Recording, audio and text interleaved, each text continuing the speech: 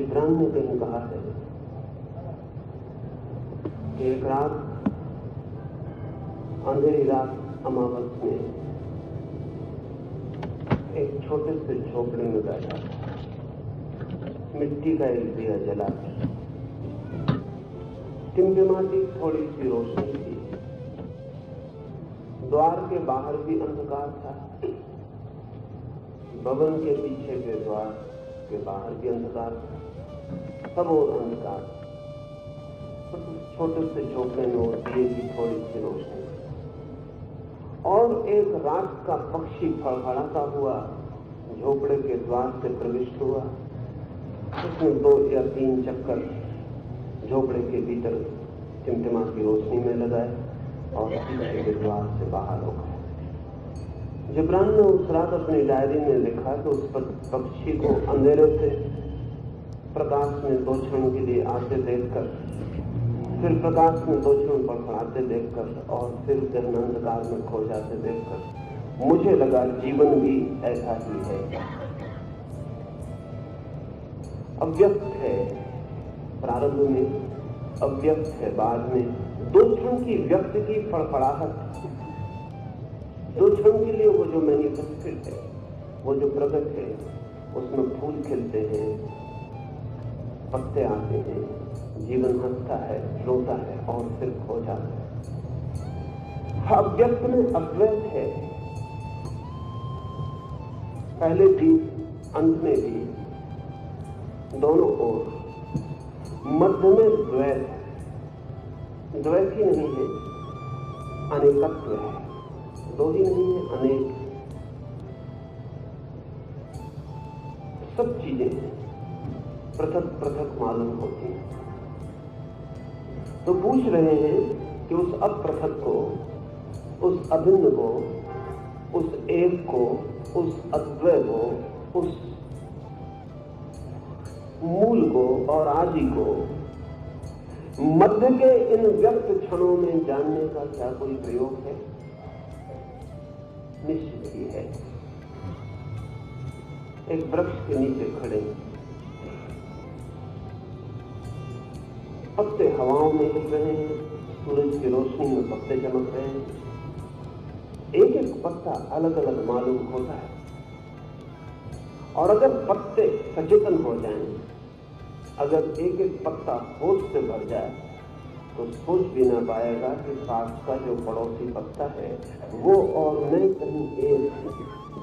कहीं नीचे शाखा पर जुड़े। पड़ोस में हिलते हुए पत्ते को देखकर जागा हुआ होश में आ गया पत्ता सोचेगा कोई पराया। सोचना ठीक भी है, तर्कयुक्त भी है, क्योंकि पड़ोस में कोई पत्ता बूढ़ा हो रहा है और ये पत्ता तो अभी जवान है। अगर वे दोनों एक होते तो दोनों एक साथ बूढ़े हो गए होते। पड़ोस में कोई पत्ता गिरने के करीब है, पीला होकर सूख कर गिर रहा है, गिर गया है, कोई जमीन पर सूखा पड़ा है, हवाओं में उड़ रहा है। अगर वो उस पत्ते से एक होता तो वो वृक्ष पर, और जिससे एक है वो पृथ्वी पर कैसे हो सकता था? वो हरा है, कोई सूख गया, वो जवान है, कोई बूढ़ा हो गया, कोई अभी बच्चा है, किसी के भी कोमल फूटती। उस पत्ते को सोचना ठीक ही है कि वो अलग है, लेकिन काश ये पत्ता बाहर से न देखे, अभी बाहर से देख रहा है दूसरे पत्ते पर। काश ये पत्ता अपने भीतर देख सके और भीतर उतरे, तो क्या बहुत दूर वो रफ्तार है जहां से ये दोनों पत्ते जुड़े? वो भी जो बूढ़ा, वो भी जो जवान, वो भी जो आ रहा, वो भी जो जा रहा, क्या वो रफ्तार बहुत दूर है? ये पत्ता अपने भीतर उतरे, स्वयं में उतरे, तो उस शाखा को जरूर ही देख पाएगा, जान पाएगा जहां से सब पत्ते निकले। लेकिन फिर वो शाखा भी समझ सकती है कि दूसरी शाखा से अन्य है, भिन्न है।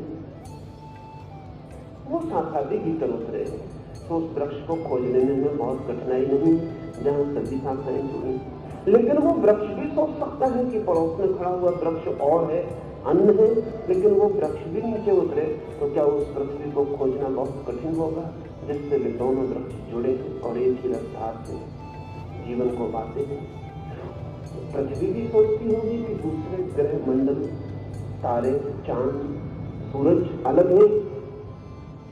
काश पृथ्वी भी अपने भीतर उतर सके, तो जैसे पत्ते ने उतर के जाना, वैसे पृथ्वी भी जानती है कि सारा ब्रह्मांड भीतर एक से जुड़ा है।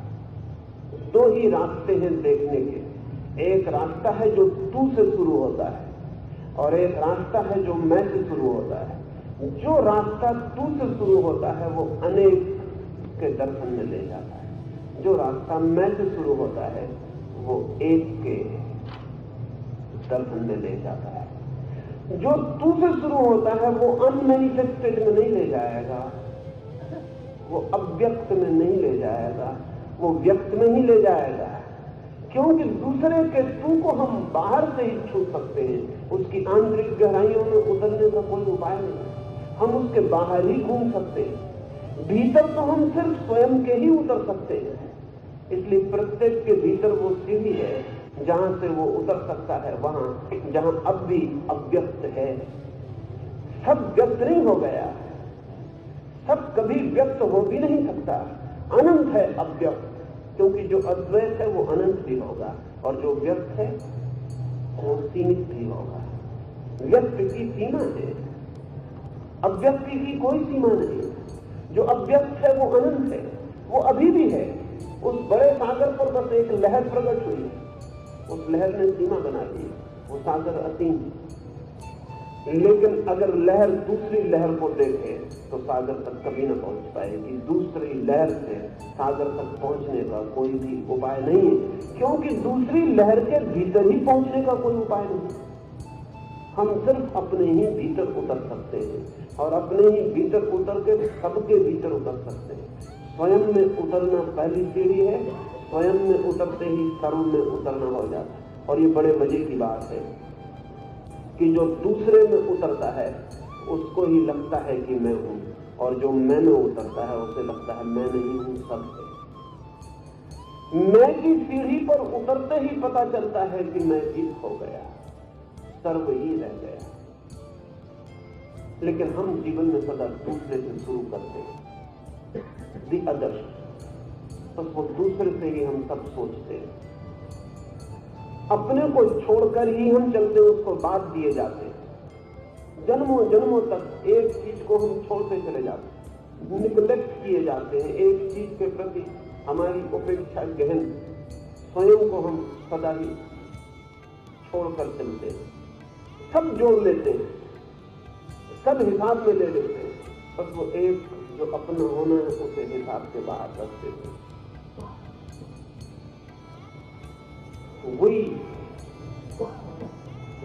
वी ने एक किताब लिखी है, द 10th मैन, 10वां आदमी, और बहुत पुरानी भारतीय कथा से वो किताब शुरू की है। वो कहानी हम सब परिचित है कि 10 आदमियों ने नदी पार की, वर्षा थी, बाढ़ थी। नदी पार उतरकर सहज ही उन्होंने सोचा कि कोई बह न गया, तो उन्होंने गिनती की। निश्चित ही गिनती उन्होंने वैसी ही की जैसी हम करते हैं, लेकिन बड़ी मुश्किल हो गई। थे तो 10, लेकिन गिनती में 9 ही निकले। एक ने की, दूसरे ने की, तीसरे ने की, और फिर तो कंसर्न हो गया कि 9 ही बचे हैं, एक खो गया। क्योंकि सभी की गिनती का ढंग एक ही था, हम सभी का है। प्रत्येक ने स्वयं को छोड़कर गिना, गिनती 9 हुई। अब वो जो एक खो गया उसके लिए बैठ के वे रोने लगे। अब ये भी पक्का पता नहीं चलता कि वो कौन खो गया। ऐसे शक भी होता है कि कोई नहीं खोया, लेकिन शक ही है क्योंकि गणित कहता है कि खो गया। अब गणित इतना प्रमाणिक मालूम होता है कि अब शक को अलग ही हटा देना उचित है, और रो लेना भी उचित है, क्योंकि जो खो गया मित्र, उसके लिए और तो कुछ कर नहीं सकते। वे वहां बैठ के वृक्ष के नीचे रोते। वहां से फकीर गुजरा है, उसने पूछा कि क्या हुआ, क्यों रोते हो? उन्होंने कहा एक साथी खो गया है। 10 चले थे पार से, उस पार से, अब गिनते हैं तो 9 ही। तो फिर छाती पीट कर रोने लगे। उस आदमी ने नजर डाली और देखा कि वे 10 ही है। पर समझा वो फकीर संसारी आदमी की बुद्धि और संसारी आदमी के गणित को भली भांति जानता था। जानता था कि संसारी की भूल ही एक है, वही भूल दिखता है हो गई है। उसने कहा जरा फिर से गिनो, लेकिन एक काम करो, मैं एक एक आदमी के गाल पर चांटा मारता हूं, जिसको मैं चांटा मारूं वो बोले 1, दूसरे को मारूं 2, तीसरे को मारूं 3, मैं चांटा मारता चलता हूं। चांटा इसलिए ताकि तुम याद रख सको कि तुम छूट नहीं गए हो। बड़ी हैरानी हुई, गिनती 10 तक पहुंच गई। वे बड़े चकित हुए और उन्होंने कहा क्या चमत्कार किया है, ये गिनती 10 तक कैसे पहुंची? हमने बहुत गिना लेकिन 9 पर भी पहुंची। तो उस फकीर ने कहा दुनिया में गिनने के 2 ढंग, दुनिया में 2 तरह के गणित, एक गणित जो तू से शुरू होता है और एक गणित जो मैं से शुरू होता है। जो गणित तू से शुरू होता है वो गणित कभी भी अव्यक्त में नहीं ले जाएगा, नहीं ले जाएगा इसलिए कि तू के भीतर प्रवेश का द्वार ही नहीं। जो गणित मैं से शुरू होता है वो अव्यक्त में ले जाता है। इसलिए धर्म की परम अनुभूति परमात्मा है और धर्म का प्राथमिक चरण आत्मा है। आत्मा से शुरू करना पड़ता, परमात्मा पर पूर्णता होती है। स्वयं से चलना पड़ता, सर्व में निष्पत्ति होती है। तो अपने भीतर से गिनती शुरू करें। अभी भी आपके भीतर अव्यक्त मौजूद है, झांकते ही नहीं वहां दूसरी बात है। आपके भीतर अव्यक्त मौजूद है, इसे थोड़ा समझ लेना उचित होगा कि अव्यक्त आपके भीतर कैसे। आपके ठीक पैरों के नीचे जिस जमीन पर आप खड़े हैं वहीं थोड़े ही 2 कदम नीचे चले नहीं कि अव्यक्त मौजूद है।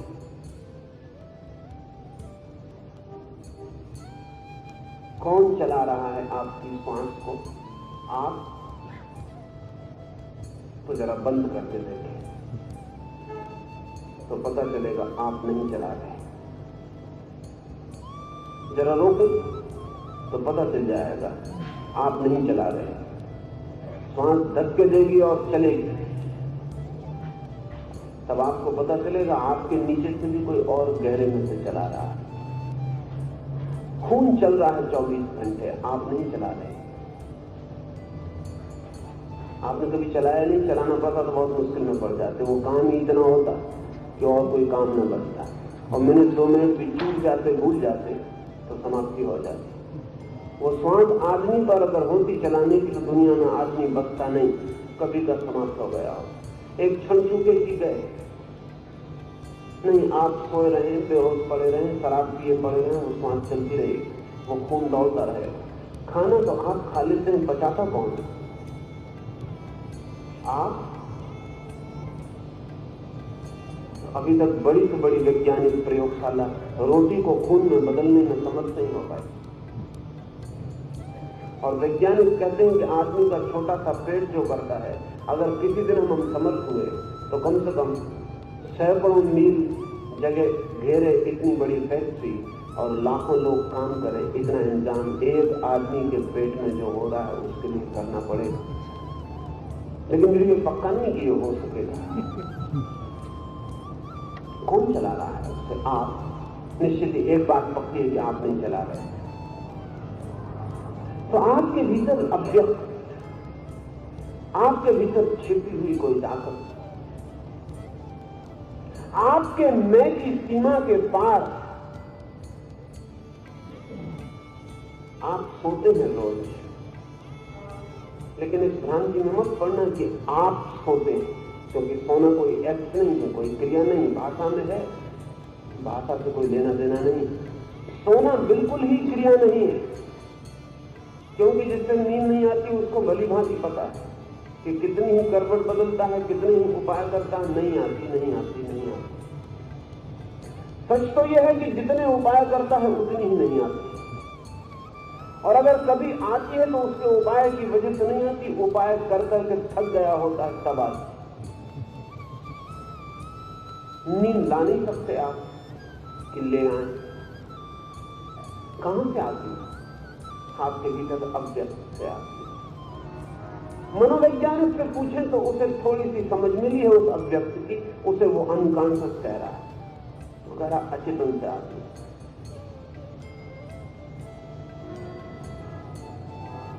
पैर पे चोट लग गई, तत्काल मवाद से भर जाता है घाव। आपने कुछ किया? आपने कुछ भी नहीं किया, लेकिन पता नहीं पूरे शरीर से वे जीवाणु दौड़ के उस घाव के पास पहुंच जाते हैं। जिसको आप मवाद कहते हैं वो मवाद नहीं है, वो उन जीवाणुओं की परत है जो तत्काल उसको चारों तरफ से घेर लेते हैं। बाहर के जगत से सुरक्षा देने के लिए चमड़ी तो टूट गई है, दूसरी परत चाहिए, वो परत उसे घेर लेती और भीतर अव्यक्त तत्काल जो घाव बन गया उसे ठीक करने में लग जाता है। साधारण चिकित्सक सोचता है कि हम ठीक कर देते हैं बीमारी को, लेकिन जो असाधारण चिकित्सक हैं जगत में, जो जरा गहरे उतरे हैं मनुष्य की बीमारी में, वो कहते हैं कि नहीं, ज्यादा से ज्यादा हम थोड़ा सा सहयोग पहुंचाते हैं, इतना भी कहना अति सहयोग की। शायद इतना ही कहना उचित है कि हम थोड़ी सी बाधाएं अलग करते हैं, बाकी हीलिंग फोर्स भीतर से आती है। और अब तो मनोवैज्ञानिक निरंतर जितना गहरा उतर रहे हैं, वो कहते हैं कि अगर एक आदमी के भीतर जीने की इच्छा चली गई है तो घाव भरना मुश्किल हो जाता है।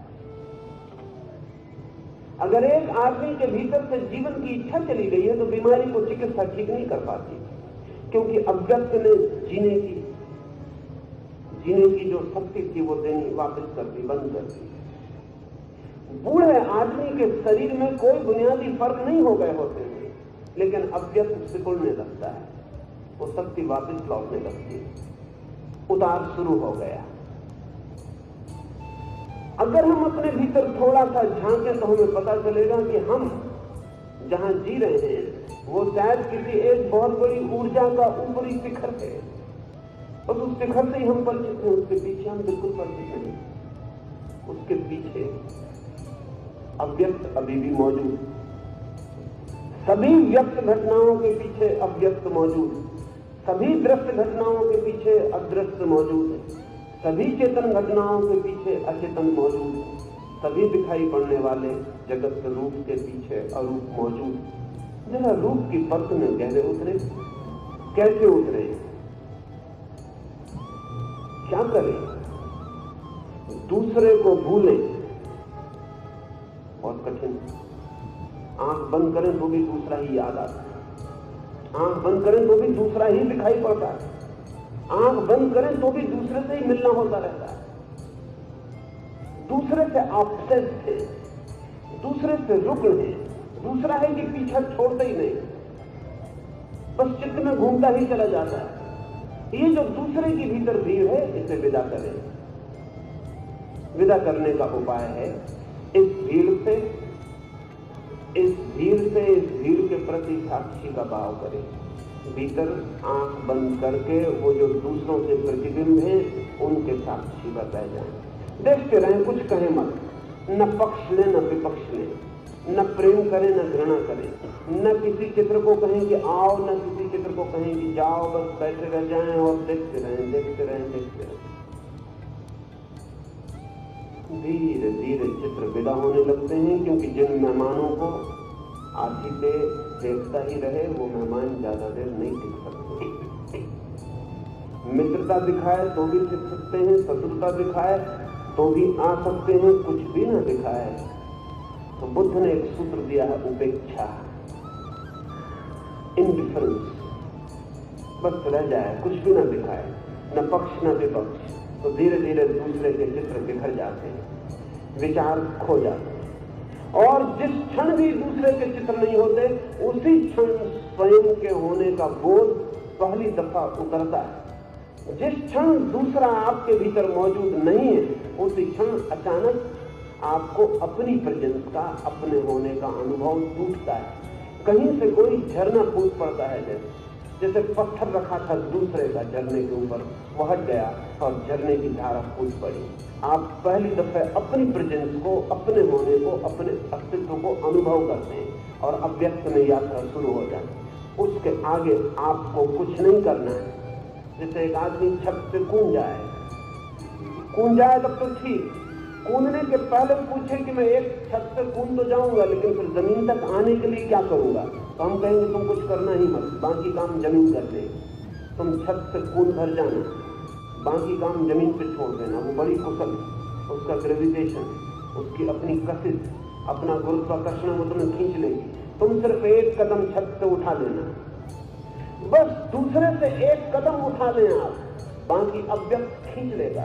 उसकी अपनी ग्रेविटेशन, उससे बड़ी कोई ग्रेविटेशन नहीं, उससे बड़ी कोई कशिश नहीं है, वो खींच लेगा। लेकिन हम दूसरे को पकड़े, और दूसरे को पकड़े होने की वजह से दूसरे के साथ हम इतने जोर से चिपके हुए हैं कि वो द्वार ही नहीं खुल पाता जहां से अव्यक्त हमें पुकार ले और खींच ले और बुला ले और अपने में डुबा ले।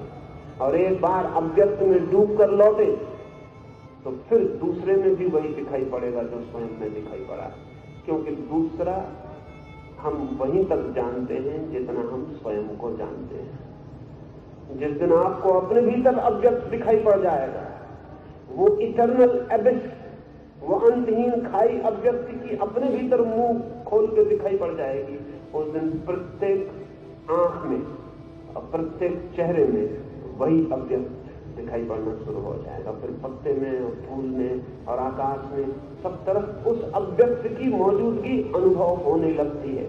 लेकिन यात्रा का पहला कदम स्वयं के भीतर है। उपेक्षा या साक्षी या कोई भी नाम दें, अवेयरनेस, कुछ भी नाम दें, दूसरे के जो चित्र भीतर हैं, दूसरे के जो प्रतिबिंब भीतर हैं, उनके प्रति होश से भर जाएं और कुछ मत करें, वे गिर जाते। कुछ किया कि वे पकड़ जाते। कुछ मत करें और अचानक आप पाएंगे घटना घट गई और आप अव्यक्त में उतर गए। कृष्ण उसी अव्यक्त की बात कर रहे हैं। वो पहले भी था, बाद में भी है, अभी भी है, सिर्फ व्यक्त से ढका। जरा व्यक्त की परत के नीचे जाएं और वो प्रकट हो जाता है। आचार्य जी, हम अगर जीने की इच्छा छोड़ दें तो क्या अव्यक्त सिकुड़ाना शुरू करता है, या अव्यक्त का सिकुड़ाना शुरू होता है, इसके प्रभाव से हम जीने की इच्छा खो बैठते हैं? प्रश्न यह है कि आरंभ कहां से होता है? क्या पारस्परिक असर नहीं होती? जीवन की इच्छा हम छोड़ दें तो अव्यक्त सिकुड़ना शुरू हो जाता है, या अव्यक्त सिकुड़ना शुरू हो जाता है इसलिए हम जीवन की इच्छा छोड़ देते हैं। ये अगर दो घटनाएं होती तो मैं कोई उत्तर दे पाता। ये दो घटनाएं नहीं, ये साइमल्टेनियस युगपत घटना है। अव्यक्त का सिकुड़ना और हमारे जीने की इच्छा छोड़ देना एक ही घटना है। हमारा जीने की इच्छा छोड़ देना और अव्यक्त का सिकुड़ना भी एक ही घटना है, क्योंकि हम अव्यक्त से पृथक नहीं हैं, हम उससे अन्य नहीं हैं, हम उससे दूसरे नहीं हैं। ये एक ही चीज है। हाँ, हमें सबसे पहले जो पता चलता है उसमें फर्क हो सकता है।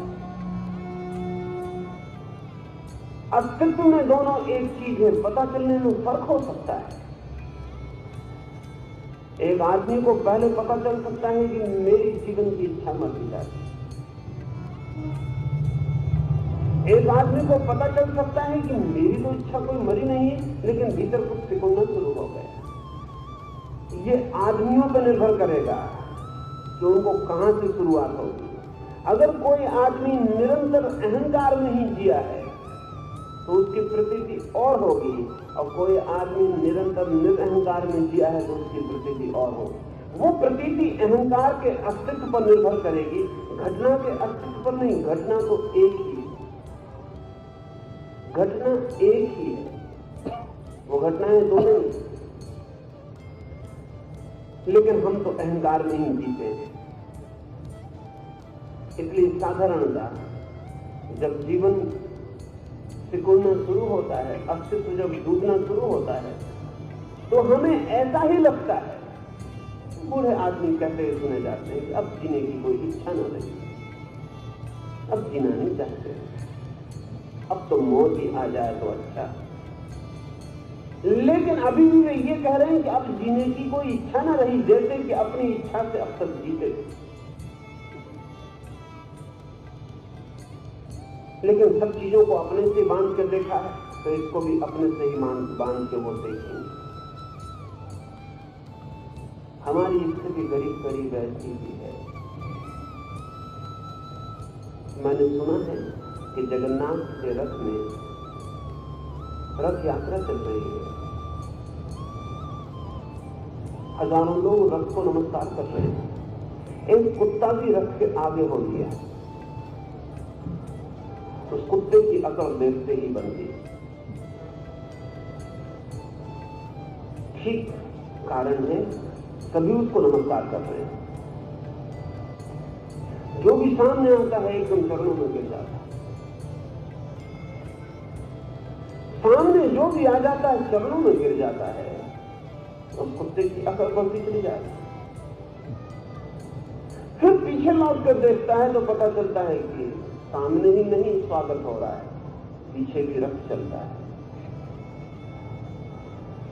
स्वभाव था, जिस कुत्ते का इतना स्वागत हो रहा हो उसके पीछे रथ चलना ही चाहिए।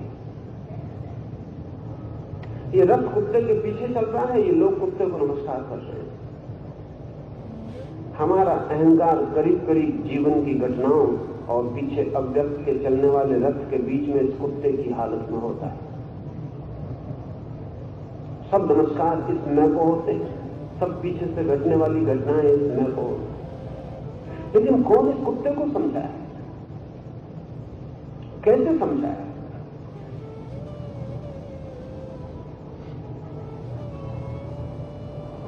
इस पर निर्भर करेगा कि आपने पूरे जीवन को कैसे लिया है। जब आपको भूख लगी है तब आपने सोचा कि मैं भूख लगा रहा हूं, या अव्यक्त से भूख आ रही। जब आप बच्चे से जवान हो गए हैं तो आपने समझा कि मैं जवान हो गया हूं, या अव्यक्त से जवानी आ रही। ये इंटरप्रिटेशन की बात है, ये व्याख्या की बात है।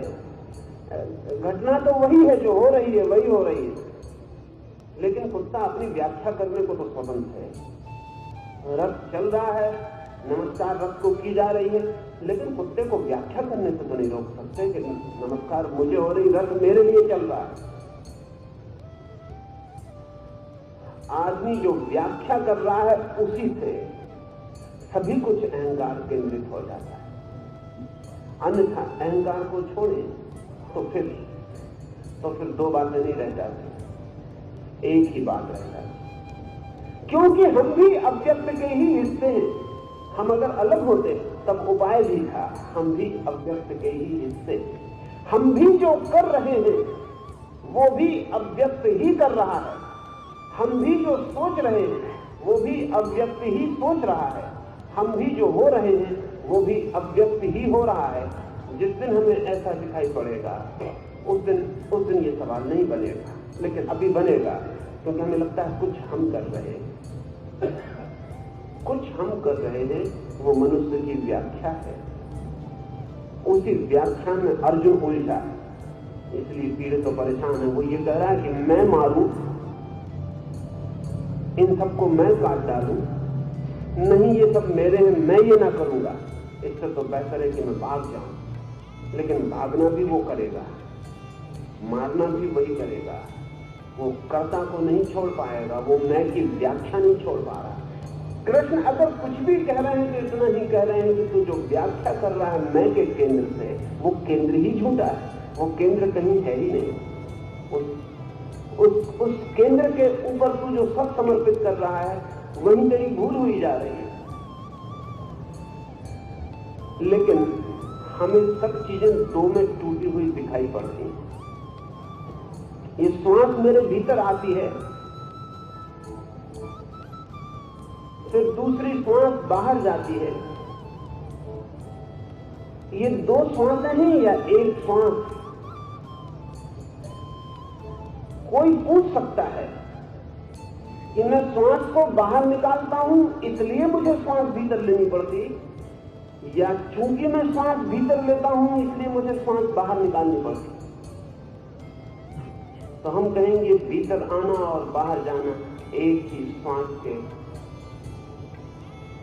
डोलने का पथ है। एक ही श्वास, वही भीतर आती वही बाहर जाती। असल में बाहर और भीतर भी दो चीजें नहीं है अव्यक्त में। बाहर और भीतर भी अव्यक्त में, बाहर और भीतर भी अव्यक्त में एक ही चीज के दो छोर। लेकिन जहां हम जी रहे हैं मैनिफेस्टेड जगत में, व्यक्त में, जहां सब अनेक हो गया है, वहां सब भिन्न, वहां सब अलग। फिर उस अलग से हमारे सब सवाल उठते। बुद्ध के पास एक व्यक्ति आया है और बहुत सवाल पूछता है, तो बुद्ध ने कहा ऐसा कर, तू सवालों के उत्तर ही चाहता है? उसने कहा उत्तर ही चाहता हूं। बुद्ध ने कहा और कितने लोगों से तूने पूछा है? उसने कहा मैं बहुत लोगों से पूछ कर थक चुका हूं, आपके पास आया हूं। बुद्ध ने कहा इतने लोगों से पूछ कर तुझे उत्तर नहीं मिला तो तुझे एक ख्याल नहीं आता कि पूछने से उत्तर मिलेगा ही नहीं? उसने कहा ये मुझे ख्याल नहीं आया, मुझे तो इतना ही ख्याल आता है कि अब और किसी से पूछे, अब और किसी से पूछे, अब और किसी से पूछे। बुद्ध ने कहा तो कब तक तू पूछता रहेगा? मैं भी तुझे उत्तर दे दूं उसी तरह जैसे दूसरों ने तुझे दिए थे, या कि तुझे सच्ची उत्तर चाहिए? उसने कहा मुझे सच्ची उत्तर चाहिए। तो बुद्ध ने कहा फिर तू रुक जा, फिर तू साल भर पूछ ही मत।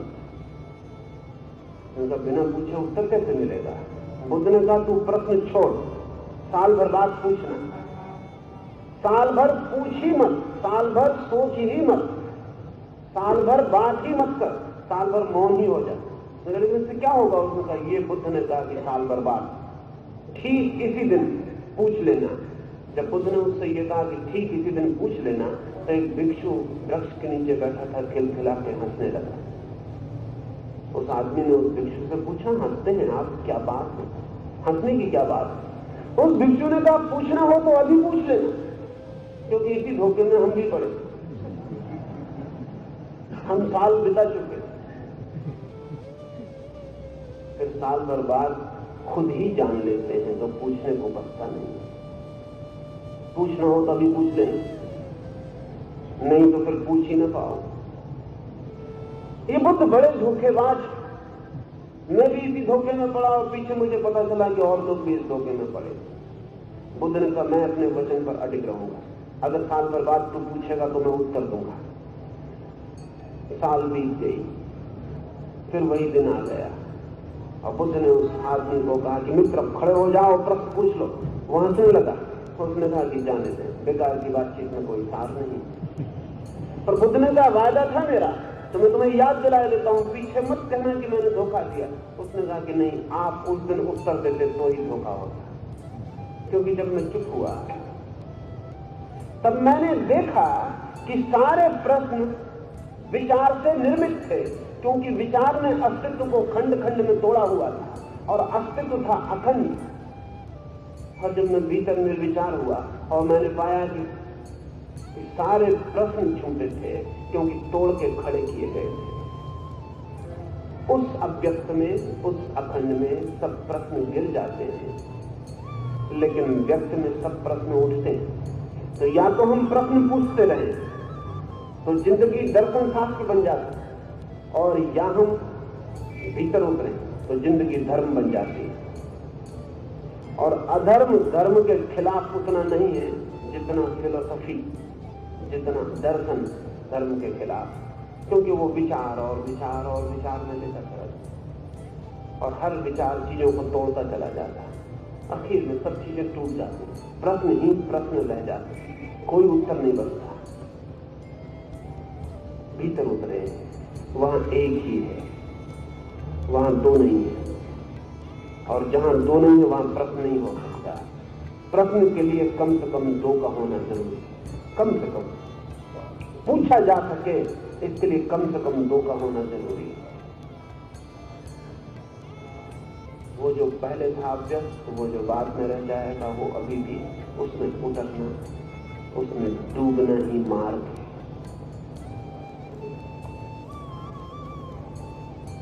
देहि क्या मवाद्योऽयं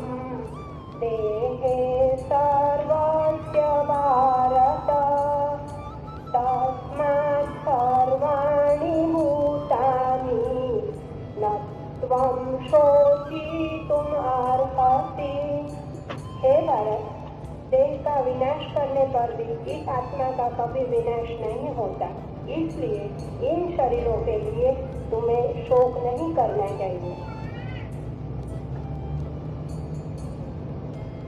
स्वधर्ममपि चावेक्ष न विकम्पितुम् अर्हसि, धर्म्याद्युद्धक्षेयोऽन्य क्षत्रियस्य न विद्यते। अपना धर्म समझकर भी तुम्हें युद्ध से विचलित नहीं होना चाहिए, क्योंकि क्षत्रिय के लिए धर्म प्राप्त युद्ध को छोड़कर दूसरा श्रेय साधन कल्याणकर मार्ग नहीं है।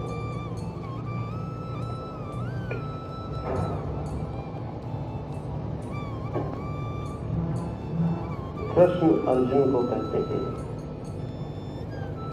कि और सब बातें छोड़ भी दो तो भी क्षत्रिय हो, और क्षत्रिय के लिए युद्ध से भागना श्रेयस्कर नहीं। इसे थोड़ा समझ लेना जरूरी है कई कारणों से। एक तो कि विगत 500 वर्षों में सभी मनुष्य समान हैं, इसकी बात इतनी प्रचारित की गई है कि कृष्ण की ये बात बहुत अजीब लगेगी, बहुत अजीब लगेगी कि तुम क्षत्रिय हो। समाजवाद के जन्म के पहले सारी पृथ्वी पर उन सारे लोगों ने जिन्होंने सोचा है और जीवन को जाना है, बिल्कुल ही दूसरी उनकी धारणा थी। वो धारणा ये थी कि कोई भी व्यक्ति समान नहीं, एक। और दूसरी धारणा उस असमानता से ही बंधी हुई थी, और वो ये थी कि व्यक्तियों के टाइप है, व्यक्तियों के विभिन्न प्रकार। बहुत मोटे में इस देश के मनुष्यों ने 4 प्रकार बांटे हुए थे। वो 4 वर्ण थे। वर्ण की धारणा भी बुरी तरह निंदित हुई। इसलिए नहीं कि वर्ण की धारणा के पीछे कोई मनोवैज्ञानिक सत्य नहीं, बल्कि इसलिए कि वर्ण की धारणा मानने वाले लोग अत्यंत नासमझ सिद्ध हुए। वर्ण की धारणा को प्रतिपादित जो आज लोग कर रहे हैं, अत्यंत प्रतिक्रियावादी और अवैज्ञानिक वर्ग, संघ शास्त्र सिद्धांत तक मुसीबत में पड़ जाते हैं।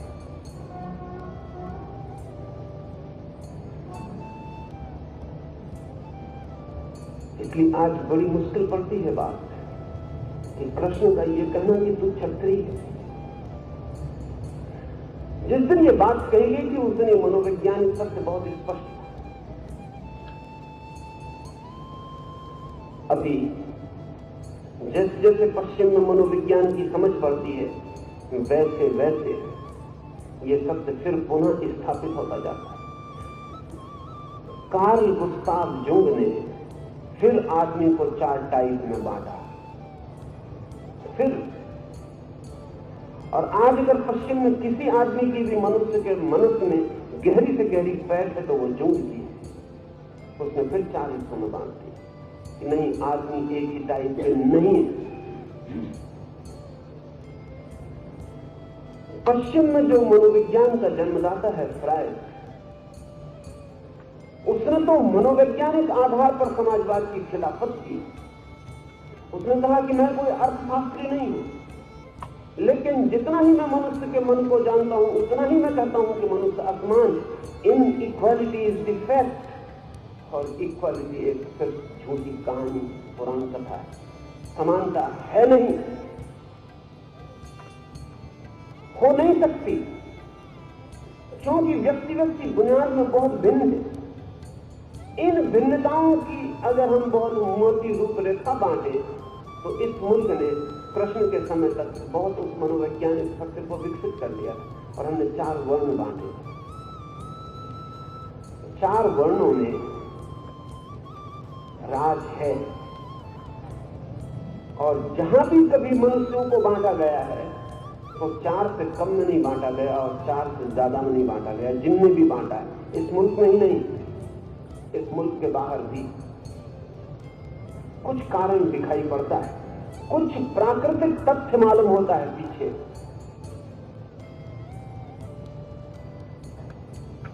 ब्राह्मण से अर्थ है ऐसा व्यक्ति जिसके प्राणों का सारा समर्पण बौद्धिक इंटेलेक्चुअल है, जिसके प्राणों की सारी ऊर्जा बुद्धि में रूपांतरित होती है, जिसके जीवन की सारी खोज ज्ञान की खोज, उसे प्रेम न मिले चलेगा, उसे धन न मिले चलेगा, उसे पद न मिले चलेगा, लेकिन सत्य क्या है इसके लिए वो सब समर्पित कर सकता है। पद, धन, सुख सब खो सकता है, बस एक लालसा, उसके प्राणों की ऊर्जा एक ही लालसा के इर्द गिर्द जीती, उसके भीतर एक ही दिया जलता है, और वो दिया ये है ज्ञान कैसे मिले। इसको ब्राह्मण, आज पश्चिम में जो वैज्ञानिक है वो ब्राह्मण है, आइंस्टीन को ब्राह्मण कहना चाहिए, लुई पाश्चर को ब्राह्मण कहना चाहिए। आज पश्चिम में 300 वर्षों में जिन लोगों ने विज्ञान के सत्य की खोज में अपनी आहुति दी है उनको ब्राह्मण कहना चाहिए। दूसरा वर्ग है क्षत्रिय का, उसके लिए ज्ञान नहीं उसकी आकांक्षा का स्रोत है, उसकी आकांक्षा का स्रोत शक्ति, पावर। व्यक्ति है पृथ्वी पर जिनका सारा जीवन शक्ति की ही खोज। इससे नीचे उसने किताब लिखी थी विल टू पावर, किताब लिखी उसने कि जो असली नमक है आदमी के बीच, नीचे कहता है वे सभी शक्ति के पाने के आतुर हैं, शक्ति के उपासक हैं, वे सब शक्ति की खोज कर रहे हैं।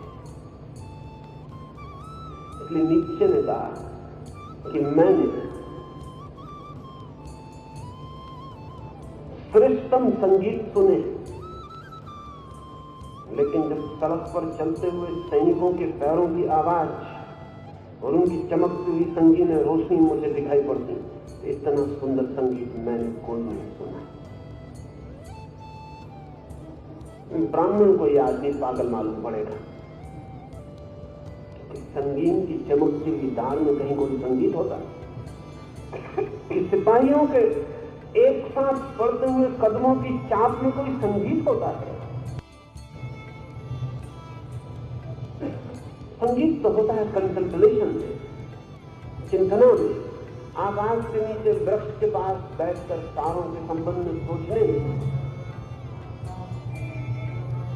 संगीत तो होता है संगीत में, काव्य में, संगीत तो होता है खोज में सत्य की। ये पागल है नीचे, लेकिन नीचे किसी एक वर्ग के लिए ठीक ठीक बात कह रहा है। किसी के लिए तारों में कोई अर्थ नहीं होता, किसी के लिए एक ही अर्थ होता है, एक ही संकल्प होता है कि शक्ति और ऊर्जा के ऊपरी शिखर पर वो कैसे उठ जाए। उसे हमने कहा था क्षत्रिय। कृष्ण पहचानते हैं अर्जुन को बलिदान, वो टाइप क्षत्रिय का है। अभी बातें वो ब्राह्मण जैसी कर रहा है, इसमें कंफ्यूज हो जाए, इसमें उपद्रव में पड़ जाए। उसके व्यक्तित्व की पूरा का पूरा बनाव, स्ट्रक्चर, उसके मनस की एनाटॉमी, उसके मनस का सारा ढांचा क्षत्रिय का है। तलवार ही उसकी आत्मा है, वही उसकी रौनक, वही उसका संगीत। अगर परमात्मा की झलक उसे कहीं से भी मिलनी तो तलवार की चमक से मिलनी, तो उसे कोई और रास्ता नहीं। तो उसे वो कह रहे हैं तू क्षत्रिय है। अगर और सब बातें भी छोड़ तो मैं तुझसे कहता हूं कि तू क्षत्रिय है, और तुझसे मैं कहता हूं कि क्षत्रिय से यहां वहां होकर तू सिर्फ दीनहीन हो जाए, यहां वहां होकर तू सिर्फ ग्लानि को उपलब्ध होगा, यहां वहां होकर तू सिर्फ अपने प्रति अपराधी हो जाएगा। और ध्यान रहे, अपने प्रति अपराध जगत में बड़े से बड़ा अपराध है, क्योंकि जो अपने प्रति अपराधी हो जाता है वो फिर सबके प्रति अपराधी हो जाता है। सिर्फ वे ही लोग दूसरे के साथ अपराध नहीं करते जो अपने साथ अपराध नहीं करते। और कृष्ण की भाषा में समझे तो अपने साथ सबसे बड़ा अपराध यही है कि जो उस व्यक्ति का मौलिक स्वर है जीवन का, वो उससे च्युत हो जाए, उससे हट जाए। तीसरा एक वर्ग और है जिसके लिए तलवार में सिर्फ भय के अतिरिक्त और कुछ भी नहीं दिखाई पड़ेगा। संगीत तो कभी नहीं, सिर्फ भय दिखाई पड़ेगा। जिसे ज्ञान की खोज ना समझी मालूम पड़ेगी कि सिर्फ शरों का काम। तो तीसरा वर्ग है जिसके लिए धन महिमा, जिसके लिए धन सब कुछ। धन के आसपास ही जिसके जीवन की सारी व्यवस्था निर्मित होती है। अगर वैसे आदमी को मोक्ष की भी बात करनी हो तो उसके लिए मोक्ष भी धन के रूप में ही दिखाई पड़ सकता है। अगर वो भगवान का भी चिंतन करेगा तो भगवान को लक्ष्मी नारायण बनाए बिना नहीं रह सकता है। इसमें उसका कोई कसूर नहीं, सिर्फ फैक्ट, सिर्फ तथ्य की बात कर रहा हूं अभी। ऐसा है, और ऐसा आदमी अगर चोरी छिपाए अपने को तो व्यर्थ ही कठिनाई में पड़ेगा। अगर वो दबाए अपने को तो कठिनाई में पड़ेगा। उसके लिए जीवन की जो परम अनुभूति का द्वार है वो शायद धन की खोज से ही खुलने वाला है, उसके लिए और कहीं से खुलने वाला नहीं। अब एक रॉकफेलर या एक मॉर्गन या एक टाटा, इनके जीवन, ये कोई छोटे लोग नहीं है, कोई कारण नहीं है इनके छोटे होने का। ये अपने वर्ग में वैसे ही श्रेष्ठ हैं जैसे कोई याज्ञवल्क्य, जैसे कोई पतंजलि, जैसे कोई अर्जुन, अपने वर्गों में होंगे। इसमें कोई तुलना नहीं है, कोई कंपैरिजन नहीं है। वर्ण की जो धारणा है वो तुलनात्मक नहीं है, वो सिर्फ तथ्यात्मक है। जिस दिन वर्ण की धारणा तुलनात्मक हुई कि कौन ऊपर कौन नीचे, उस दिन वर्ण की वैज्ञानिकता चली गई और वर्ण एक सामाजिक अनाचार बन गया। जिस दिन वर्ण में तुलना पैदा हुई कि क्षत्रिय ऊपर, कि ब्राह्मण ऊपर, कि वैश्य ऊपर, कि शूद्र ऊपर, कि कौन नीचे, कि कौन पीछे, जिस दिन वर्ण का शोषण किया गया, वर्ण के वैज्ञानिक सिद्धांत को जिस दिन सामाजिक शोषण की आधारशिला में रखा गया, उस दिन से वर्ण की धारणा अनाचार हो गई। सभी सिद्धांतों का अनाचार हो सकता है, किसी भी सिद्धांत का शोषण हो सकता है, वर्ण की धारणा का भी शोषण हुआ है। और अब इस मुल्क में जो वर्ण की धारणा के समर्थक हैं वो उस वर्ण की वैज्ञानिकता के समर्थक नहीं है, उस वर्ण के आधार पर जो शोषण खड़ा है वो उसके समर्थक है। उनकी वजह से वो तो डूबेंगे, वर्ण का एक बहुत वैज्ञानिक सिद्धांत भी डूब सकता है। एक तीसरा वर्ग भी है जिसे धन से भी प्रयोजन नहीं, शक्ति से भी अर्थ नहीं, ज्ञान की भी कोई बात नहीं, लेकिन जिसका जीवन कहीं बहुत गहरे में सेवा और सर्विस के आसपास घूमता है, जो अगर अपने को कहीं समर्पित कर पाए और किसी की सेवा कर पाए तो फुलफिलमेंट को, आप्तता को उपलब्ध हो सकता है।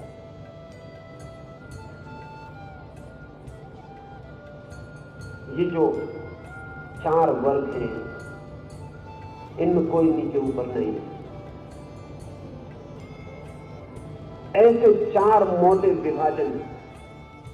और कृष्ण की पूरी साइकोलॉजी, कृष्ण का पूरा मनोविज्ञान इस बात पर खड़ा है कि प्रत्येक व्यक्ति को परमात्मा तक पहुंचने का जो मार्ग है वो उसके स्वधर्म से गुजरता है।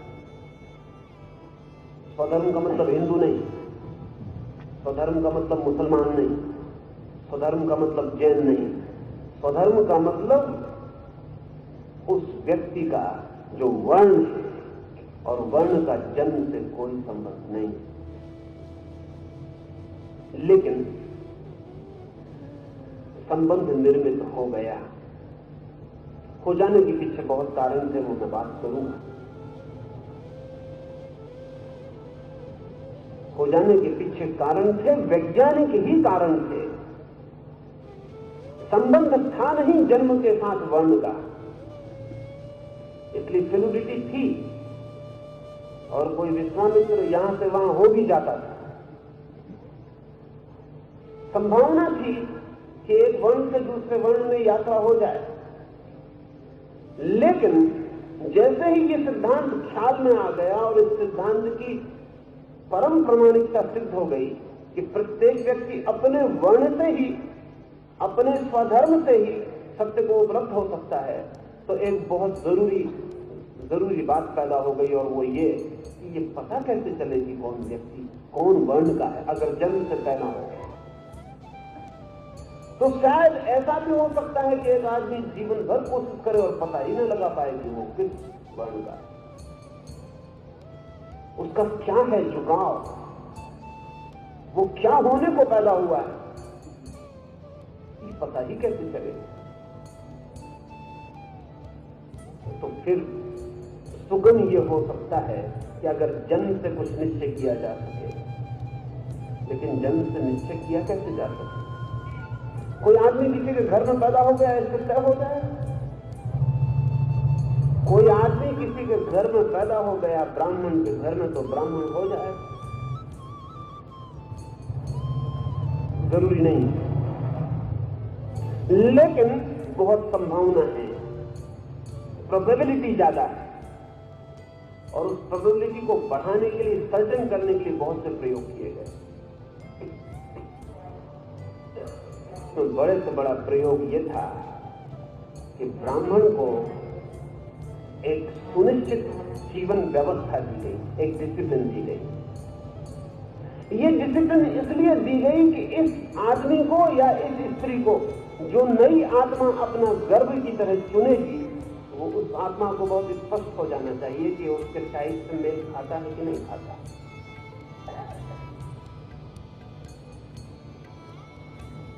इसलिए अभी मैंने परसों आपसे कहा कि वर्ण संकर होने के डर से नहीं, क्योंकि वर्ण संकर से तो बहुत ही विकसित व्यक्तित्व पैदा हो सकते हैं, लेकिन 2 जातियों में शादी न हो उसका कारण बहुत दूसरा था। उसका कुल कारण इतना था कि हम प्रत्येक वर्ण को एक स्पष्ट फॉर्म, एक रूप दे देना चाहते थे, और प्रत्येक वर्ण को इतना स्पष्ट ढांचा दे देना चाहते थे कि आत्माएं जो चुनाव करती हैं अपने नए जन्म के लिए, उनके लिए एकदम सुगम व्यवस्था हो जाए। फिर भी भूल चूक हो जाती थी। इतने बड़े समाज में बहुत वैज्ञानिक प्रयोग भी भूल चूक ले आता है। तो कभी किसी, अब एक पिता और एक मां जिनके दोनों के जीवन की खोज ज्ञान रही है, निश्चित ही ये जिस गर्भ को निर्मित करेंगे वो गर्भ किसी ज्ञान की खोजी आत्मा के लिए सुगमतम होगा। इसलिए बहुत संभावना है कि ब्राह्मण के घर में ब्राह्मण का टाइप पैदा हो, संभावना, निश्चय नहीं, तो भूल चूक हो सकती। इसलिए भूल चूक के लिए सरलता थी, थोड़ी यात्रा हो सकती थी। इन 4 हिस्सों में जो स्ट्रेटिफिकेशन किया गया समाज का, ये 4 हिस्सों में तोड़ दिया गया। ये 4 हिस्से नीचे ऊपर की धारणा से बहुत बाद में भरे।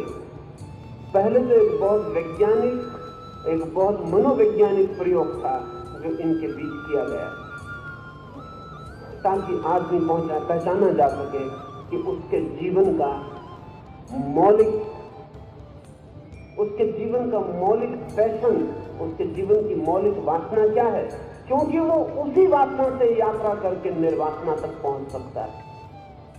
कृष्ण अर्जुन को कह रहे हैं कि तू क्षत्रिय और सब बातें छोड़ दे, तो भी मैं तुझे कहता हूं कि तेरे लिए यही उचित है कि तू लड़ने से मत भाग, तू लड़ ही सकता है। तेरा सारा व्यक्तित्व ही योद्धा का व्यक्तित्व है। तू हाथ में किताब लेके नहीं बैठ सकता, हाथ में किताब रहेगी लेकिन तेरे प्राणों तक किताब नहीं पहुंच सकती। तू सेवा करने की फिक्र में पड़ जाए कि सेवक हो जाऊं तो लोगों के पैर दबाऊं, तो तेरे हाथ पैर दबाते रहेंगे, तेरी आत्मा वहां नहीं होगी।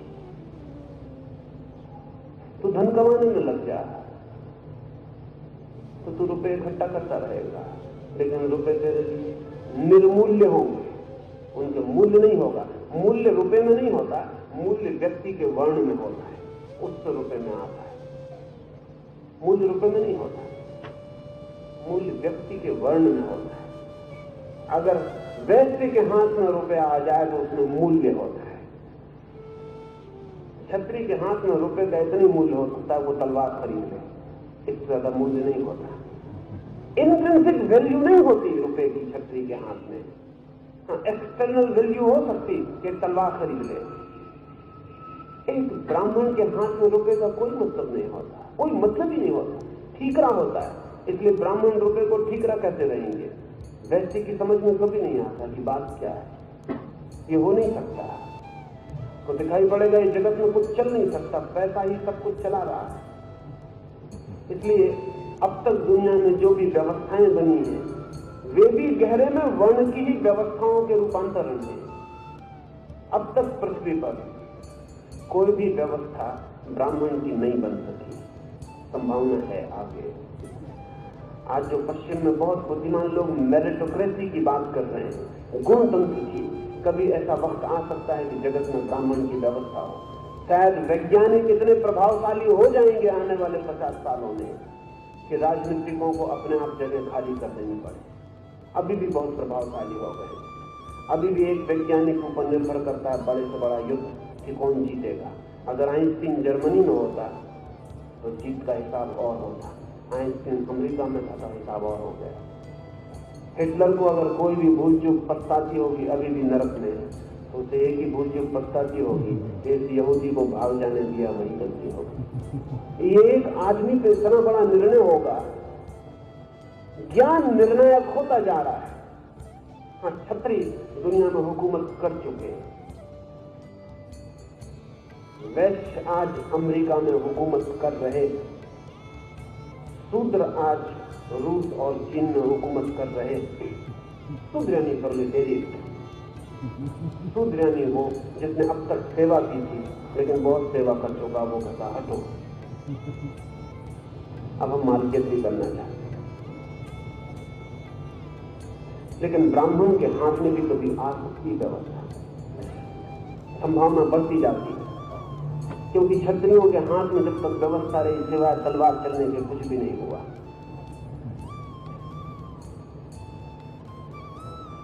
अमेरिका के हाथ में जब से वैश्यों के हाथ में धन की सत्ता आई है तब सारी दुनिया में सिवाय धन के और कोई चीज विचारनी नहीं रही। और जब से प्रोलेटेरिएट सेवक श्रमिक के हाथ में व्यवस्था आई तब से वो दुनिया में अरिस्टोक्रेसी ने जो भी श्रेष्ठ पैदा किया था उसे नष्ट करने में लगा है। चीन में जिसे वो सांस्कृतिक क्रांति कह रहे हैं, वो सांस्कृतिक क्रांति नहीं, सांस्कृतिक हत्या है। वो जो भी संस्कृति ने पैदा किया है चीन की, उस सबको नष्ट करने में लगे। बुद्ध की मूर्तियां तोड़ी जा रही हैं, मंदिर गिराए जा रहे हैं, बिहार में मस्जिदें हैं, गुरुद्वारे गिराए जा रहे हैं, कीमती चित्र, बहुमूल्य पेंटिंग्स वो सब बुर्जुआ हो गई, उन सब में आग लगाई जा रही। ये जो कृष्ण उसको कह रहे हैं अर्जुन को, वो एक बहुत बड़ी मनोवैज्ञानिक बात कह रहे हैं। वो ये कह रहे हैं तो अन्यथा हो नहीं सकता। और इसको भी थोड़ा समझ लेना जरूरी कि क्यों नहीं हो सकता। अगर अर्जुन चाहे तो क्यों ब्राह्मण नहीं हो सकता? अगर बुद्ध क्षत्रिय घर में पैदा होकर ब्राह्मण हो सकते थे और बुद्ध जैसा ब्राह्मण नहीं हुआ, अगर महावीर क्षत्रिय घर में पैदा होकर ब्राह्मण हो सकते हैं और महावीर जैसा ब्राह्मण नहीं हुआ, जैनों के तो 24 तीर्थंकर ही क्षत्रिय हैं, लेकिन क्षत्रिय का कोई काम नहीं किया, शुद्धतम ब्राह्मण की यात्रा पर निकले, तो क्यों कृष्ण जोर देते हैं कि अर्जुन तू क्षत्रिय है? जब बुद्ध हो सकते, महावीर हो सकते, पार्थ हो सकते, नेमिनाथ हो सकते। वो नेमिनाथ तो कृष्ण के चचेरे भाई ही थे। वो जब हो सकते तो इस अर्जुन का क्या कसूर है कि नहीं हो सकता? तो थोड़ी सी बातें समझ लेनी जरूरी है। आज मनोविज्ञान कहता है कि 3 साल की उम्र तक आदमी जितना सीखता है वो 50% है पूरे जीवन के ज्ञान का, 50%। बाकी शेष जीवन में वो 50% और सीखेगा। 50% 3 साल में सीख लेता है, शेष 50% आने वाले जीवन में सीखेगा। और वो जो 50% उसने 3 वर्ष की उम्र तक सीखा है उसे बदलना करीब करीब असंभव है। बाद में जो 50% सीखेगा उसे बदलना कभी भी संभव है। 3 वर्ष तक मानना चाहिए, समझना चाहिए कि व्यक्ति का मन करीब करीब प्रौढ़ हो जाता है भीतर।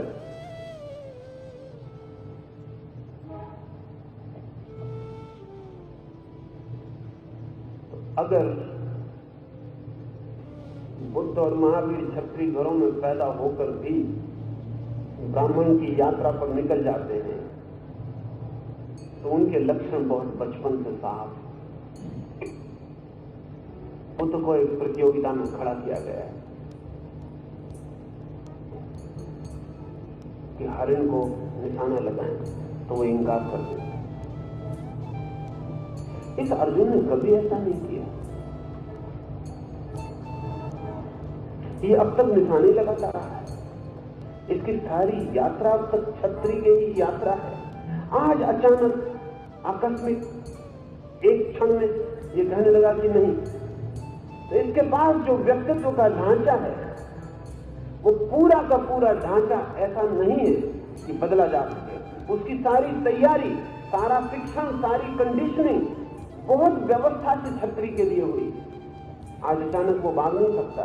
कृष्ण उससे कहते हैं कि तू जो छोड़ने की बात कर रहा है वो उपाय नहीं है, कोई कठिन। तू क्षत्रिय है ये जान, और अब शेष यात्रा तेरी क्षत्रिय की तरह गौरव के ढंग से पूरी हो सकती है, या तू अगौरव को उपलब्ध हो सकता है और कुछ भी नहीं। तो वो कहते हैं कि या तो तू यश को उपलब्ध हो सकता है क्षत्रिय की यात्रा से, या सिर्फ अपयश में गिर सकता है।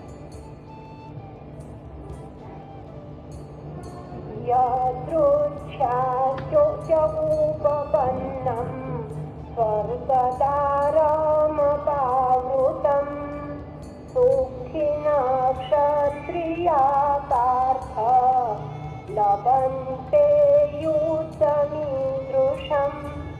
हे पार्थ, किसी प्रकार के यत्न के बिना प्राप्त हुआ स्वर्ग लाभ का खुला द्वारभूत इस प्रकार का युद्ध स्वर्गादि सुख की इच्छा करने वाले धन्य क्षत्रियों को ही प्राप्त होता है। इस दूसरे सूत्र में भी वे क्षत्रिय की धन्यता की स्मृति दिला रहे हैं। क्षत्रिय की क्या धन्यता है, क्षत्रिय के लिए क्या ब्लिसफुल है, क्षत्रिय के लिए क्या फुलफिलमेंट, वो कैसे फुलफिल्ड हो सकता है, वो कैसे आप्तकाम हो सकता है, कैसे भर सकता है पूरा। युद्ध ही उसके लिए अवसर है। वहीं वो कसौटी पर है, वहीं चुनौती है, वहीं संघर्ष है, वहां मौका है जांच का, उसके क्षत्रिय होने की अग्नि परीक्षा है। तो कृष्ण कह रहे हैं कि जैसे स्वर्ग और नरक के द्वार पर कोई खड़ा हो और चुनाव हाथ में हो, युद्ध में उतरता है तू, चुनौती स्वीकार करता है तो स्वर्ग का यश तेरा है। भागता है, पलायन करता है, पीठ दिखाता है तो नर्क का अपयश तेरा है। यहां स्वर्ग और नर्क किसी भौगोलिक स्थान के लिए सूचक नहीं है। क्षत्रिय का स्वर्ग ही यही है। मैंने सुना है कि अकबर के दरबार में दो राजपूत गए, युवा जवान, अभी मूछ की रेखाएं आनी शुरू हुई। दोनों अकबर के सामने गए और उन्होंने कहा कि हम दो बहादुर और सेवा में उपस्थित है, कोई काम हो। तो अकबर ने कहा, बहादुर हो इसका प्रमाण क्या है? उन दोनों ने एक दूसरे की तरफ देखा, हंसे, तलवारें बाहर निकल गई। अकबर ने कहा, ये क्या करते हो? लेकिन जब तक वो कहे तब तक तलवारें चौंक गई, कौन गई। एक क्षण में तो खून के फव्वारे बह रहे थे, एक दूसरे की छाती में तलवारें घुस गई थी। खून के फव्वारों से चेहरे भर गए थे और वो दोनों हंस रहे थे। और उनका प्रमाण मिला, क्योंकि क्षत्रिय सिर्फ एक ही प्रमाण दे सकता है कि मौत मुस्कुराहट से ली जा सकती है। तो हम सर्टिफिकेट लिखवा के कहां से लाएं? सर्टिफिकेट कोई और हो भी नहीं सकता बहादुरी का। अकबर तो घबरा गया। उसने अपनी आत्मकथा में लिखवाया है कि इतना मैं कभी नहीं घबराया था। मान सिंह को उसने बुलाया और कहा कि क्या ये मामला क्या है? मैं तो ऐसे ही पूछा था। तो मान सिंह ने कहा, छत्री से दोबारा ऐसे ही मत पूछना, क्योंकि हम जिंदगी हम हाथ पर लेके चलते। छत्री का मतलब यह है कि मौत एक क्षण के लिए भी विचारणीय नहीं। लेकिन अकबर ने लिखवाया है कि हैरानी तो मुझे ये थी कि मरते वक्त वो बड़े प्रसन्न थे, उनके चेहरों पर मुस्कुराहट। तो मानसिंह से उसने पूछा कि ये मुस्कुराहट मरने के बाद भी? तो मानसिंह ने कहा, छत्री जो हो सकता था हो गया, फूल खिल गया है। तब से कोई ये नहीं कह सका कि छत्री नहीं थी, बात खत्म हो गई। वो जो कृष्ण अर्जुन से कहते हैं कि स्वर्ग और नर्क जैसे सामने दोनों के द्वार खोले हों, ऐसा क्षत्रिय के लिए युद्ध का क्षण है। वही है कसौटी उसकी, वही है परीक्षा उसकी, जिसकी तू प्रतीक्षा करता था, जिसके लिए तू तैयार हुआ आज तक, जिसकी तूने अभीप्सा और प्रार्थना की, जो तूने चाहा वो आज पूरा होने को है। और ऐन वक्त पर तू भाग जाने की बात करता है, अपने हाथ से नर्क में गिरने की बात करता है। क्षत्रिय के व्यक्तित्व को, उसकी पहचान कहां है? उस मौके में, उस अवसर में जहां वो जिंदगी को दांव पर ऐसे लगाता है जैसे जिंदगी कुछ भी नहीं है। इसके लिए है उसकी सारी तैयारी, इसकी ही उसकी प्यास भी है। ये मौका चूकता है वो तो सदा के लिए तलवार से धार उतर जाएगी, फिर तलवार जंग खाएगी, फिर आंसू ही रह जाए। अवसर है प्रत्येक चीज का, ज्ञानी का भी अवसर है, धन के यात्री का भी अवसर है, सेवा के खोजी का भी अवसर है। अवसर जो चूक जाता है वो पछताता है। और जब व्यक्तित्व को भरने का आखिरी अवसर हो, जैसा अर्जुन के सामने, शायद ऐसा अवसर दोबारा नहीं होगा, तो कृष्ण का कहना उचित ही है कि तू स्वर्ग और नरक के द्वार पर खड़ा है, चुनाव तेरे हाथ में। स्मरण कर कि तू कौन है, स्मरण कर कि तूने अब तक क्या चाहा है, स्मरण कर कि ये पूरी जिंदगी सुबह से सांझ, सांझ से सुबह तूने किस चीज की तैयारी की है। अब वो तलवार की चमक का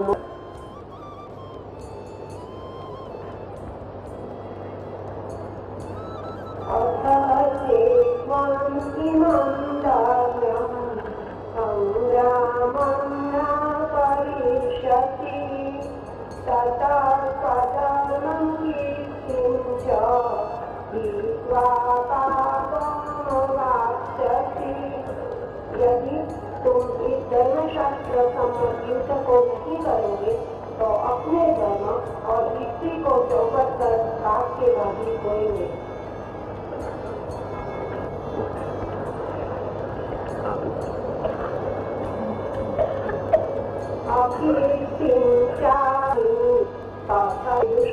की चर्चा करेंगे। संभावित पुरुष की अपनी मरण से भी बढ़कर दुखदायक है।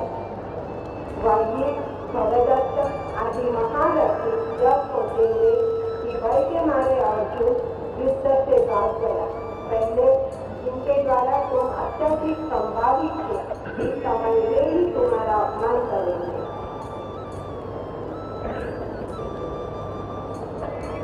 अभय क्षत्रिय की आत्मा है, फियरलेसनेस।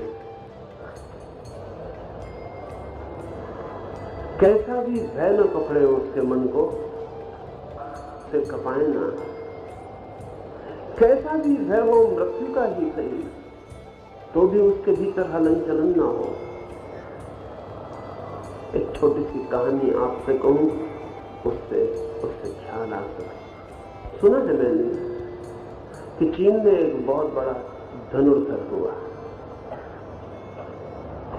उसने जाके सम्राट को कहा कि अब मुझे जीतने वाला कोई भी नहीं है, तो मैं घोषणा करना चाहता हूं राज्य में कि कोई प्रतियोगिता करता हो तो मैं तैयार हूं, और अगर कोई प्रतियोगी ना निकले या कोई प्रतियोगी निकले तो मैं इस स्पर्धा के, और मैं चाहता हूं कि अगर कोई प्रतियोगी ना निकले या प्रतियोगी हार जाए तो मुझे पूरे देश का श्रेष्ठतम धनुर्धर स्वीकार किया जाए। सम्राट ने कहा, इसके पहले कि तुम मुझसे कुछ बात करो, मेरा जो पहरेदार है उससे मिल लो। पहरेदार ने कहा कि धनुर्धर तुम बड़े हो, लेकिन एक व्यक्ति को मैं जानता हूं, कुछ दिन उसके पास रह आओ, कहीं ऐसा ना हो कि नाहक अपयश मिले। उस व्यक्ति की खोज करता हुआ वो धनुर्धर जंगल पहुंचा था। 3 वर्ष उसके पास सीखा, सब सीख गया। तब उसके मन में हुआ कि अब तो मैं सब सीख गया, लेकिन फिर भी अब मैं किस मुंह से राजा के पास जाऊं, क्योंकि मेरा गुरु तो कम से कम मुझसे ज्यादा जानता ही नहीं, ज्यादा तो मेरे बराबर जानता ही। तो अच्छा ये हो कि मैं गुरु की हत्या करके चला जाऊं। अक्सर गुरुओं की हत्या शिष्य ही करते हैं, अक्सर बिल्कुल स्वाभाविक नियम से चलता है। तो गुरु सुबह सुबह लकड़ियां बीनने गया है जंगल में, वो एक वृक्ष की ओट में बस अचानक सब उल्टा हो गया। वो तीर पहुंचा, उस गुरु ने देखा, एक लकड़ी सिर से बंडल से निकाल के उस तीर को मारी, वो तीर उल्टा लौटा और जाके उस युवक की छाती में छिप गया। गुरु ने आके तीर निकाला और कहा कि इतना भर मैंने बचा रखा था। शिष्यों से गुरु को थोड़ा सा बचा रखना पड़ता है, लेकिन तुम नाहक मुझसे कह देते मैं गांव आऊंगा नहीं और शिष्य से प्रतियोगिता करने आऊंगा, पागल हुए हो। तुम जाओ, घोषणा करो, तुम मुझे मरा हुआ समझो, तुम्हारे निमित्त अब किसी को सिखाऊंगा भी नहीं, और मेरे आने की कोई बात नहीं, तुमसे प्रतियोगिता करूंगा। जिंदा और मैं कुछ भी नहीं जानता। उसके पास 10-5 साल रहते जो थोड़े बहुत कंकड़ पत्थर बीन लिए हैं वही, इसलिए उसके दर्शन एक बार कर लो। बड़ा घबराया हुआ आदमी, महत्वाकांक्षी के लिए धैर्य बिल्कुल नहीं होता। 3 साल इसके साथ खराब हुए, लेकिन अब बिना उस आदमी को देखे जा भी नहीं सकता, तो गया पहाड़ों में खोजता हुआ बहुत ऊंचे शिखर पर। उसके गुरु ने कहा था कि मेरा बूढ़ा गुरु है, कमर उसकी झुक गई है, तुम पहचान लोगे। जब वो बिल्कुल गुल हो गया, सोचा कि ये आदमी ने कहा कि क्या आप ही वे धनुर्धर हैं जिनके पास मुझे भेजा गया है? तो उस बूढ़े ने आंखें उठाई, उसके पलकों के बाल भी बहुत बड़े हो गए।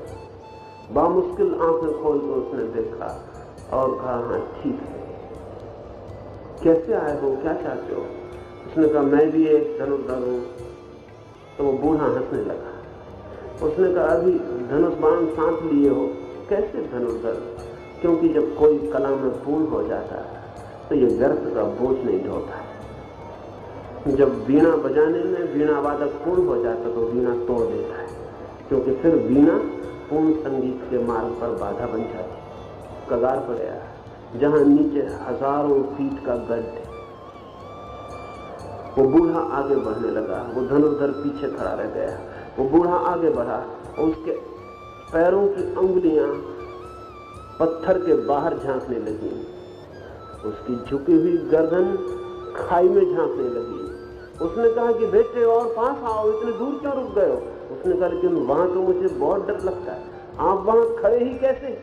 मेरी आंख भरोसा नहीं करती, क्योंकि वहां तो जरा सांस भी चूक जाए। तो उस बूढ़े ने कहा, जब अभी मन इतना कपता है तो निशाना तुम्हारा अचूक नहीं हो सकता, और जहां भय है नहीं होता है, वहां धनुर्धर के जन्म की संभावना नहीं। भयभीत किस चीज से हो? और अगर भय है तो मन में कंपन होंगे ही, कितने ही सूक्ष्म हो, कितने ही सूक्ष्म हो, मन में कंपन होंगे ही। तो कृष्ण अर्जुन को कह रहे हैं, तू और भयभीत तो कल जो तेरा सम्मान करते, कल जिनके बीच तेरे यश की चर्चा थी, कल जो तेरा गुणगान गाते, कल तक जो तेरी तरफ देखते थे कि तू एक जीवंत प्रतीक है क्षत्रिय का, वे सब हंसेंगे,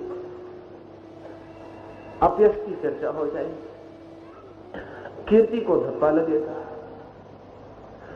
तू ये लिए जिसके विपरीत होकर तू जी भी ना सकेगा,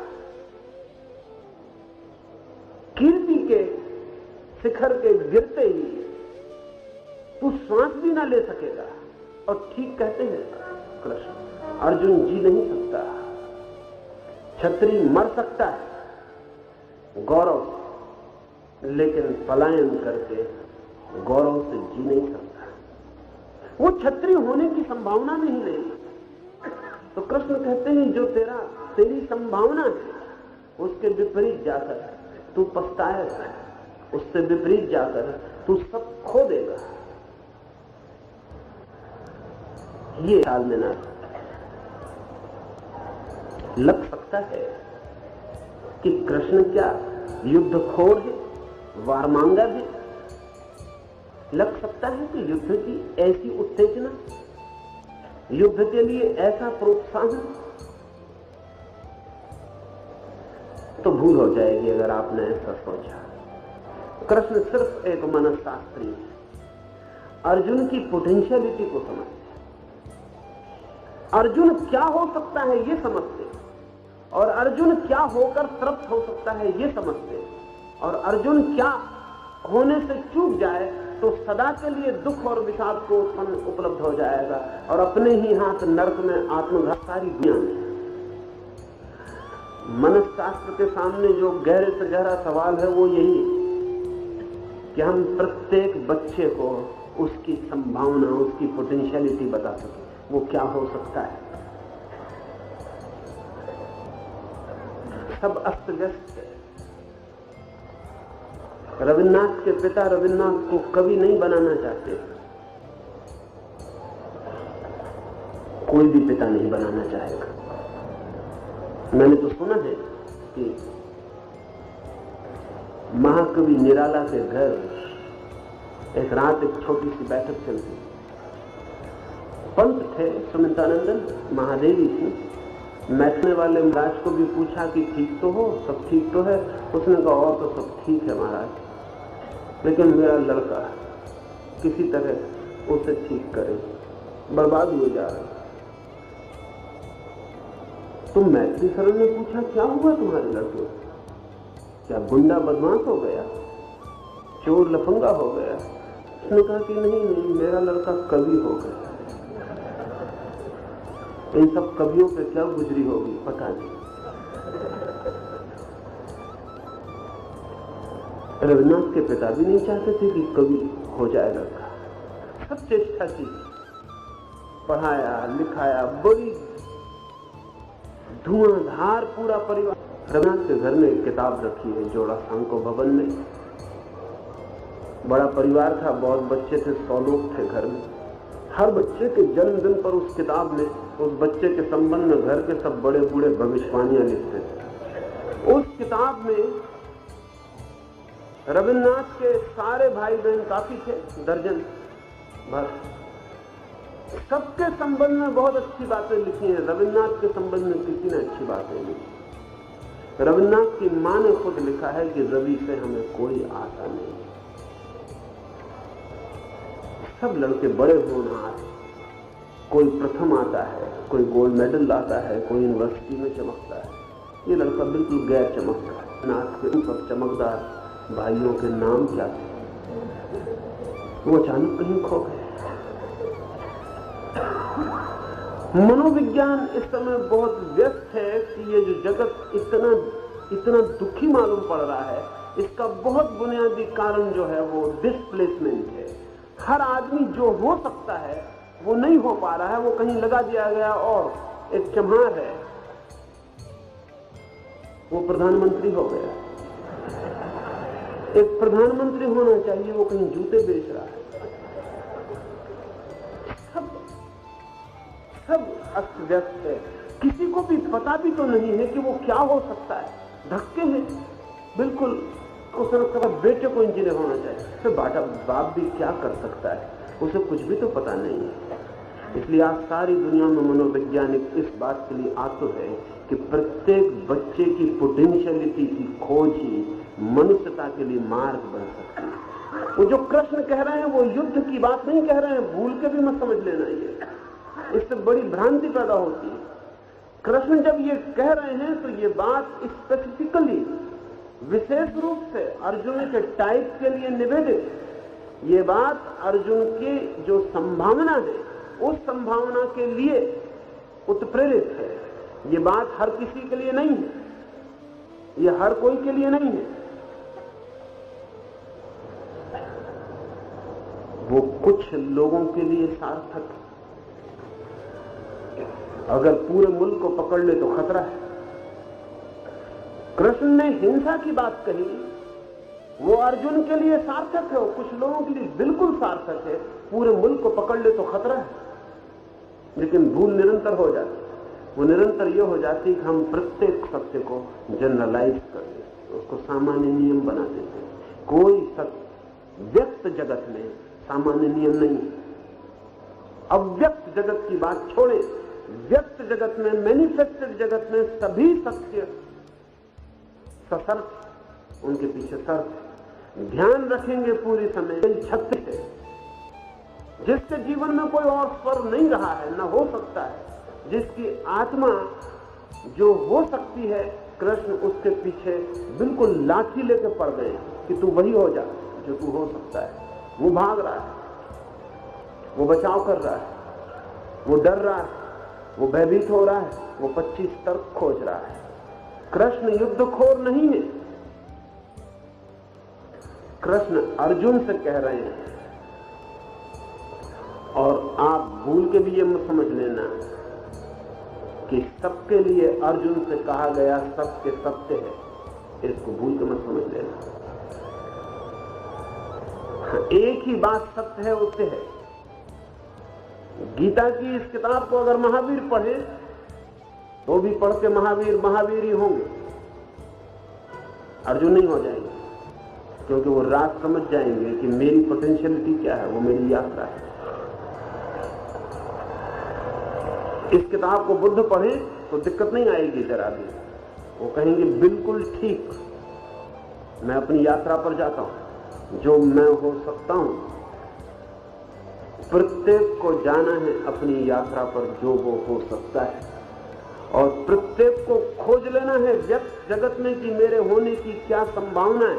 गीता का संदेश इतना ही है, युद्धखोरी का नहीं।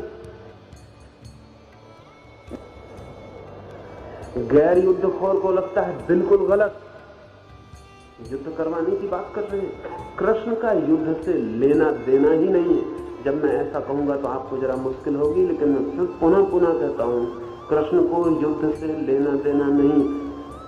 कृष्ण एक मनोवैज्ञानिक सत्य कह रहे हैं। वो कह रहे हैं अर्जुन से, ये तेरा नक्शा है, ये तेरा बिल्ट इन प्रोसेस, तो ये हो सकता है।